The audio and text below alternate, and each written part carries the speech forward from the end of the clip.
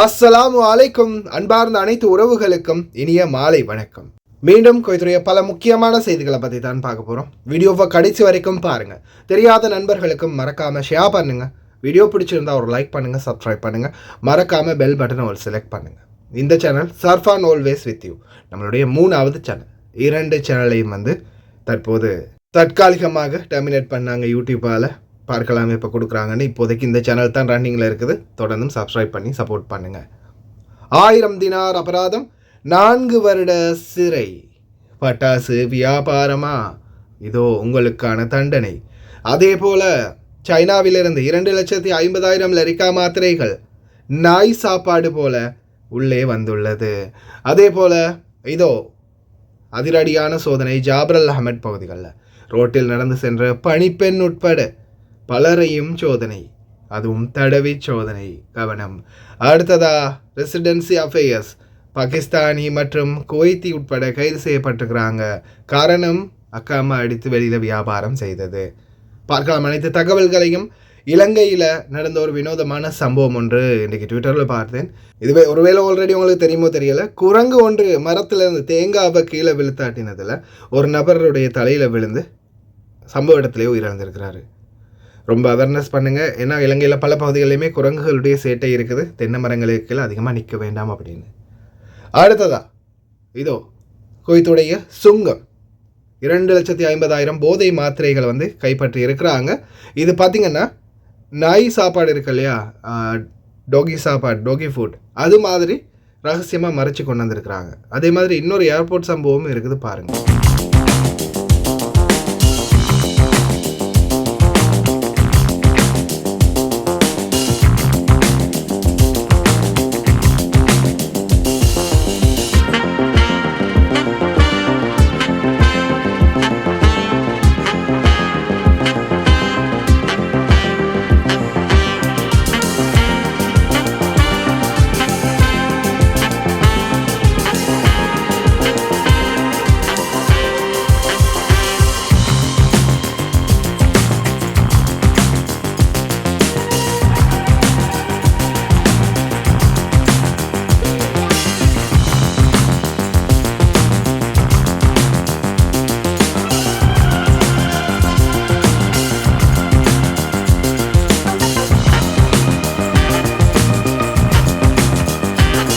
அஸ்ஸலாமு அலைக்கும். நான் இது காலையில் கனடாவிலேருந்து. இது எனக்கு ஒருத்தர் ஸ்ரீலங்கா கொண்டு போய் சொல்லி தந்த பார்சல். இந்த பார்சலை நாங்கள் என்ன செஞ்சோம், ஒரு சஸ்பிஷனில் இதை நாங்கள் உடைச்சி பார்த்தோம். ஒரு நம்பிக்கையான ஒரு ஆளுக்கு கூட்ட சொல்லி ஒரு பெரிய ஒரு வசதியாக படைத்த ஒருத்தர் தான் கொடுக்க சொல்லி தந்தார். அவரை எங்களுக்கு நம்பிக்கை, அதனால தான் அவர்கிட்ட இந்த எடுத்தோம். இதில் பாருங்கள் என்ன செஞ்சுக்கிறேன்ட்டு. என்னான்னு பார்த்தா இது பாருங்கள், இது ரொய்ட்டர் ஒன்றுன்னு சொல்லி தான் தந்தாங்க. இதில் இந்த ரொய்ட்டரை இப்படி நாங்கள் எடுத்து எதுக்கும் சஸ்பிஷனுக்கு எனக்கு நாங்கள் எடுத்து பார்த்தோம். இதை பாருங்கள், இந்த சஸ்பிஷனுக்கு எடுத்து பார்த்தேன். இதில் அவங்க உள்ளுக்கு இந்த போதைப் பொருள் இதை வச்சு எங்களுக்கு தந்திருந்தாங்க. இதை பாருங்கள், இதை நாங்கள் கொண்டு போய் நின்றா எங்களுக்கு பெரிய ஆபத்தில் எங்களுக்கு முடிஞ்சிக்கும். இது உண்மையான கதை. யாரும் இது மாதிரி தந்தால் நீங்கள் தயவு செஞ்சு அடுத்தவங்களோட பொருளை எடுத்து உடைச்சி பார்த்துட்டு எடுங்க, இல்லாமல் எடுக்கவே வேணும். பாருங்கள், இது பெரிய ஆபத்தான ஒரு இது உண்டு. இது ஆண்டவன் எங்களை காப்பாற்றினான்னு தான் சொல்லணும். நானும் வைஃபும் தான் போனது. இதில் போய் நாங்கள் மாட்டிப்பட்டிருந்தா இப்போ பயங்கர நிலைமைக்கு ஆகும். நாங்கள் தான் இது செய்கிறன்ற மாதிரி அவங்க சொல்லுவாங்க. இதை பாருங்கள், இங்கே பாருங்கள், இது மற்ற மக்களுக்கு ஒரு முன்மாதிரியாக இருக்கட்டும் தான் நான் இதை போடுறேன். இது உண்மையான ஒரு கதை. இது பார்த்தீங்கன்னா இது அந்த அளவுக்கு இவர் சொல்கிற அளவுக்கு ரிஸ்க்கான ஒன்றும் இல்லை, போதைப் பொருள் இல்லை. இது சீசா, உங்களுக்கு தெரியும் இல்லை, இந்த சீசா புகை குடிக்கிறாங்களே, அந்த புகைப்பிடிக்கிற அந்த மெஷினுடைய சீசா ஃபில்டர் தான் இது. இது பெரிய அளவு ஆபத்து இல்லை. ஆனாலும் இதை ஒழித்து அந்த மாதிரி மறைச்சி கொடுக்க வேண்டிய அவசியம் இல்லை, பப்ளிக்காகவே கொடுத்துருக்கலாம். அதே போல தான் பாருங்கள், இதை மாதிரி இன்னும் எத்தனையோ பொருட்களை மறைத்து உங்களுடைய பார்சலுக்குள்ளே ஒழிச்சு வச்சு தாரத்துக்கு வாய்ப்பு இருக்குது. உங்களுடைய நண்பர்கள், தெரிந்தவர்கள், தயவு செய்து ரொம்ப கவனம். யார் பார்சல் கொடுத்தாலும் செக் பண்ணி பாருங்கள். அல்முத்தலா பகுதிகளில் என்னது, அல்முத்தலா பகுதிகளில் வான வேடிக்கை, அதாவது வெடி வானவெடி இருக்கு இல்லையா, அந்த வெடிகளை விற்ற நபர் ஒருவரை 4 வருடம் சிறையும் 1000 தினார் அபராதமும் விதித்து தீர்ப்பளிச்சிருக்குது குற்றவியல் நீதிமன்றம்.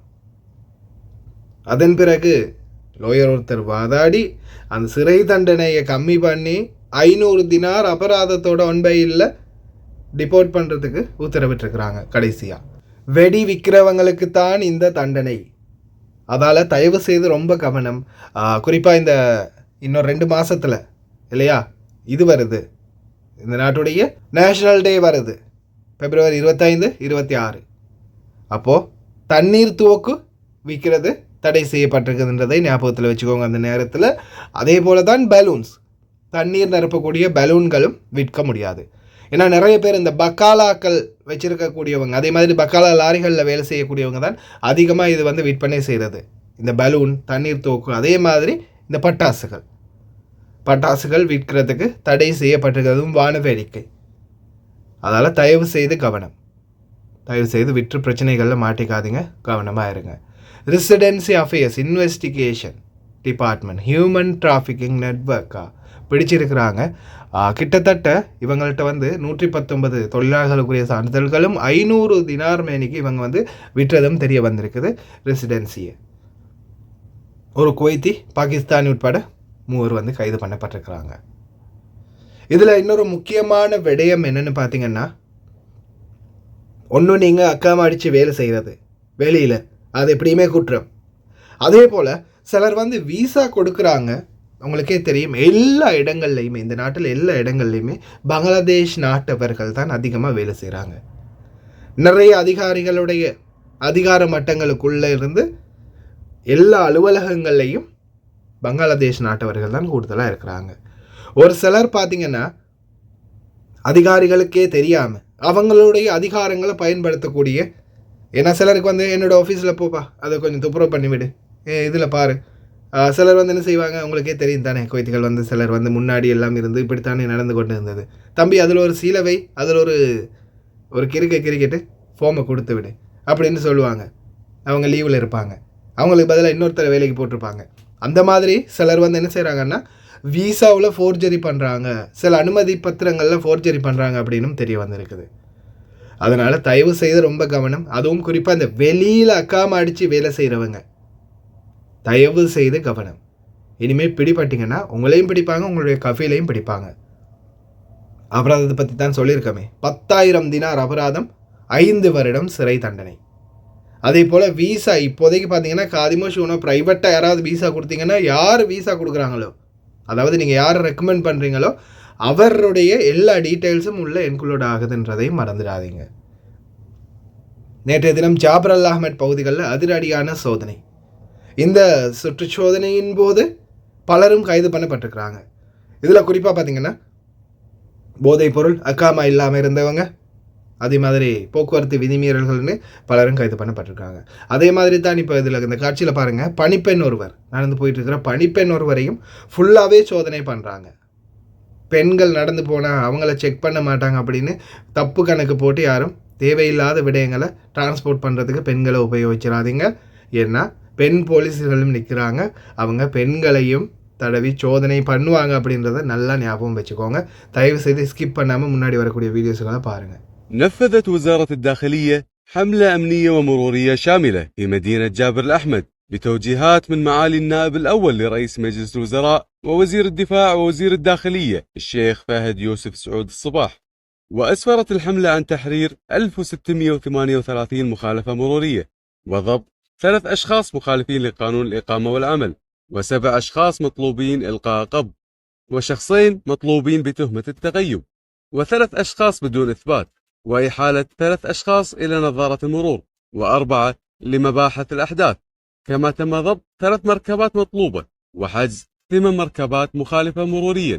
وتؤكد وزارة الداخلية أن هذه الحملات تأتي ضمن استراتيجية شاملة تستهدف تعزيز الأمن والنظام العام مع الاستمرار في ضبط المخالفين والمطلوبين لتوفير بيئة آمنة ومستقرة في جميع مناطق البلاد.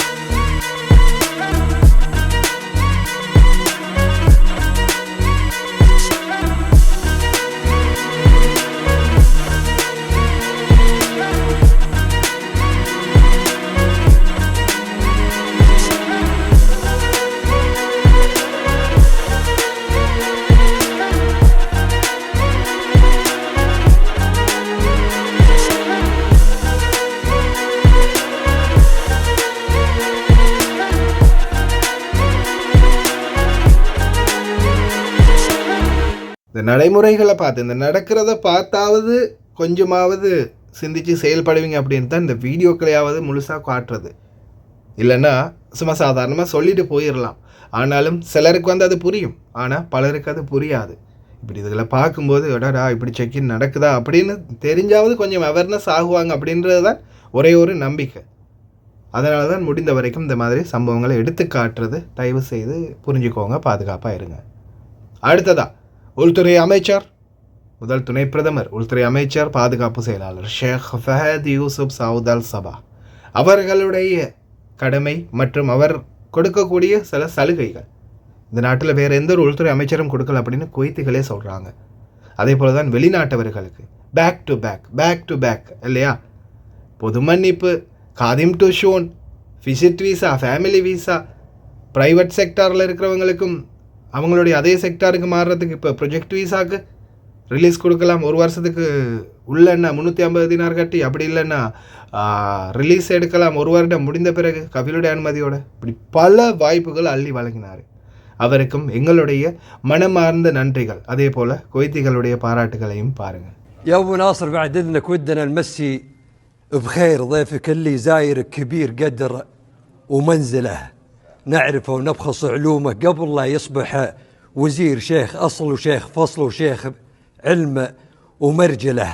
من ليالي الغزو نشهد له إلى اليوم الأخير علم واضح للملا وله بعلم النجهله. نعرفه ونبخص علومه قبل لا يصبح وزير، شيخ أصل وشيخ فصل وشيخ فعل ومرجله. من ليالي الغزو نشهد له إلى اليوم الأخير علم واضح للملا وله بعلم نجهله. هو دواء للكايدة ونقيل ما والله يصير عنز الحمل الثقيل اللي بصدرك وزهله. كم دريك من بعد ربي له الملجأ الأخير، وكم كريم زج في سجن المظالم وعدله. وهو فهدنا اللي نماري فيه لليوم العسير، سعد عين اللي تحازم فيه ربي يقبله. من دهات الأرض وخير منتهى قوابه كثير، هو رجل هالمرحلة واللي بعد هالمرحلة. هو فهدنا اللي نماري فيه لليوم العسير، سعد عين اللي تحازم فيه ربي يقبله. هو من دهات الأرض وخير منتهى قوابه كثير، هو رجل هالمرحلة واللي بعد هالمرحلة. درعنا يوم الملاقى الاعتلى صوت النذير، لا غدت سود الليالي بالسواد مدوبله. طبع وارثها الصباحي يدحمل جنب الغفير، مشكلة هالخلق ما هي في عيونها مشكلة. مرحبا بك يا أبو فيصل، وانت لك قدر كبير في صدر بيت العصيمي، وانت واحد منها. لا يكفي انك ما تتحدث كود بلسان الأمير سيدي مشعل ذرانا بالليالي الممحلة. واسفين يا طول العمر، الله يطول عمرك. طول عمرك يا أخوي، عذر سموحنا. இந்த இத்தனை வருட காலத்துக்கும் கிட்டத்தட்ட நான் இருந்ததில் 2 உள்துறை அமைச்சர்கள் மாறி இருக்கிறாங்க. ஆனால் யாருமே இந்த அளவுக்கு சலுகைகள்னா வழங்கலை. சட்டங்களை கொண்டு வந்தாங்க. இவரும் சட்டங்கள் போடுறாரு தான், ஆனால் கெடுபடியான சட்டம் இருக்குதான். ஆனாலும் முன்னாடி இருந்த உள்துறை அமைச்சர் ஷேக் தலால் ஹாலித் அவராக இருக்கலாம், அதுக்கு முன்னாடி இருந்தார் இன்னொரு அவருடைய பேர் ஞாபகம் இல்லை, அவராக இருக்கலாம். இவங்க எல்லாருமே பார்த்திங்கன்னா சட்டம் கொண்டு வந்தாங்க. நிறைய கடுமையான சட்டங்கள், கடுகதியான சட்டங்கள் கொண்டு வந்தாங்க. ஆனால் யாருமே நம்மளுக்கு சாதகமான எந்த ஒரு சட்டங்களையும் வழிவகுக்களை கொண்டு வரல. ஆனால் இவர் வந்த பிறகுதான் நிறைய சட்டத்திட்டங்களில் மாற்றமும் அதே மாதிரி சலுகைகளும் கிடைச்சிச்சு. குறிப்பாக பொது மன்னிப்பு நிறைய பேர் எக்ஸ்பெக்ட் பண்ணாத நிலையில் கொடுத்தாரு. மறுபடியும் இந்த லிபரேஷன் டேக்கு உள்ள மறுபடியும் கொடுத்தா நல்லம் அப்படின்னு தான் பலரும் எதிர்பார்க்குறாங்க. இன்ஷா அல்லாஹ் பார்க்கலாம். ஏன்னா இன்னும் அதிகமான ஆட்கள் இருக்கிறாங்க வெளியில் அக்காமல் இல்லாமல். அவங்களுக்கு மறுபடியும் ஒரு சான்ஸ் கொடுத்தே தான் ஆகணும் கவர்மெண்ட். பார்க்கலாம் என்ன மாதிரி தீர்மானம் எடுக்கிறாங்கன்னு. இன்ஷா அல்லாஹ் துவா செஞ்சுக்கோங்க, ரொம்ப கவனமாக இருங்க. இனி வரும் நாட்களில் சட்டமும் அதே மாதிரி தான் கெடுபடியாக இருக்குது. ஓகே ஃப்ரெண்ட்ஸ், கடைசி வரைக்கும் பார்த்து எல்லாருக்குமே ரொம்ப நன்றி. இது புதிய சேனல், நிறைய பேருக்கு தெரியாது. தெரிந்த அனைத்து நண்பர்களுக்கும் ஷேர் பண்ணுங்கள். நீங்களும் சப்ஸ்கிரைப் பண்ணுங்கள், சப்போர்ட் பண்ணுங்கள், லைக் பண்ணுங்கள்.